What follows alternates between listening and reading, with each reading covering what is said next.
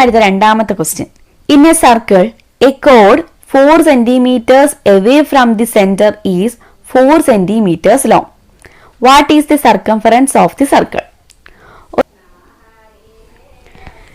ഒരു സർക്കിളിന്റെ സെന്ററിൽ നിന്ന് 4 സെന്റിമീറ്റർ അകലത്തിൽ ഒരു കോഡ് വരച്ചിട്ടുണ്ട്. ഈ കോഡിന്റെ ലെങ്ത് എന്ന് പറയുന്നത് 6 സെന്റിമീറ്റർ ആണ്. ടോട്ടൽ 6 സെന്റിമീറ്റർ ആണ് ഈ കോഡിന്റെ ലെങ്ത്. സെന്ററിൽ നിന്ന് 4 സെന്റിമീറ്റർ അകലത്തിലാണ് ഈ ഒരു കോഡ് വരച്ചേക്കുന്നത്. സെന്ററിൽ നിന്ന് വരയ്ക്കുന്ന പെർപെൻഡിക്കുലർ ലൈൻ ഒരു കോഡിനെ എന്ത് ചെയ്യുന്നുണ്ട്? ഈക്വൽ ആയിട്ട് ഡിവൈഡ് ചെയ്യുന്നുണ്ട്. അത് നിങ്ങൾ പഠിച്ചിട്ടില്ലേ? അന്നേരം ഈ 6 സെന്റിമീറ്റർ ഉള്ള ഈ കോഡിനെ ഈ സെന്ററിൽ നിന്നുള്ള ഈ പെർപെൻഡിക്കുലർ ലൈൻ ഈക്വൽ ആയിട്ട് ഡിവൈഡ് ചെയ്യത്തില്ലേ? ഇതും 3 സെന്റിമീറ്റർ ആയിരിക്കും, ഇവിടെയും 3 സെന്റിമീറ്റർ ആയിരിക്കും. ഞാൻ ഈ സൈഡും കൂടെ ജോയിൻ ചെയ്യുന്നു. നമുക്കിപ്പോൾ ഒരു റൈറ്റ് ട്രയാങ്കിൾ അല്ലേ കിട്ടിയേക്കുന്നത്? റൈറ്റ് ട്രയാങ്കിളിന്റെ ബേസ് 3 സെന്റിമീറ്ററും ഓൾട്ടിറ്റ്യൂഡ് എന്താണ്? 4 സെന്റിമീറ്ററും ആണ്. അങ്ങനെയാണ് ഹൈപ്പർന്യൂസ് കണ്ടുപിടിച്ചൂടെ? ഈ ഹൈപ്പർന്യൂസ് എന്ന് പറയുന്നത് എന്തായിരിക്കും? ഈ സർക്കിളിന്റെ റേഡിയസ് ആയിരിക്കും. Hypotenuse equal to root of base square plus altitude square അല്ലേ? Base square 3 square plus 4 square equal to root of 9 plus 16 കിട്ടും. എന്താണ് 9 പ്ലസ് 16? 25. റൂട്ട് 25 എത്രയാണ്? 5 ആണ്. ഹൈപ്പർന്യൂസ് നമുക്ക് 5 സെന്റിമീറ്ററിന് കിട്ടി. ഈ ഒരു സർക്കിളിന്റെ റേഡിയസ് എത്രയാണ്? 5 സെന്റിമീറ്റർ ആണ്. അങ്ങനെയാണ് സർക്കംഫറൻസ് കണ്ടുപിടിച്ചൂടെ? 2πr ഇട്ട് കൊടുത്താൽ പോരെ? 2π ഇൻറ്റു റേഡിയസ് എത്രയാണ്? 5 ആണ്. ആൻസർ എന്ത് വരും? 10π സെന്റിമീറ്ററിന് കിട്ടും. മൂന്നാമത്തെ ക്വസ്റ്റ്യൻ നോക്കാം.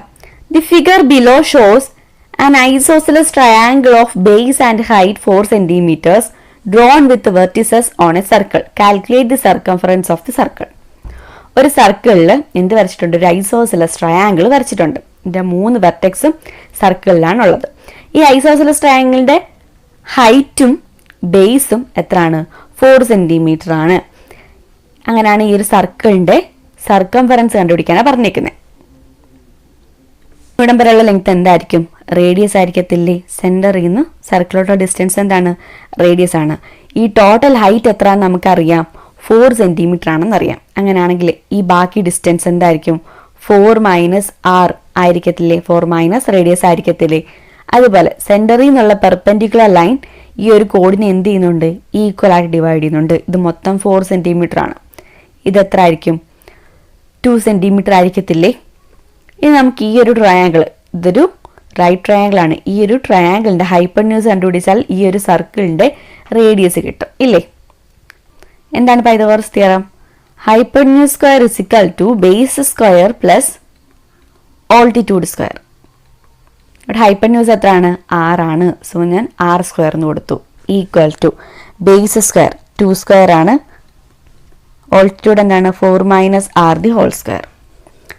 r² is equal to 2 square 4 - r the whole square, a - b the whole square equation ഇട്ട് കൊടുക്കണം. a² അതായത് 4 square minus 2 into a into b, 2 into 4 into r 8r plus b² അതായത് r². ഈ r² ഈ r² cancel ആയി പോവല്ലോ. 0 equal to 4 plus 16 minus 8r എന്ന് കിട്ടും.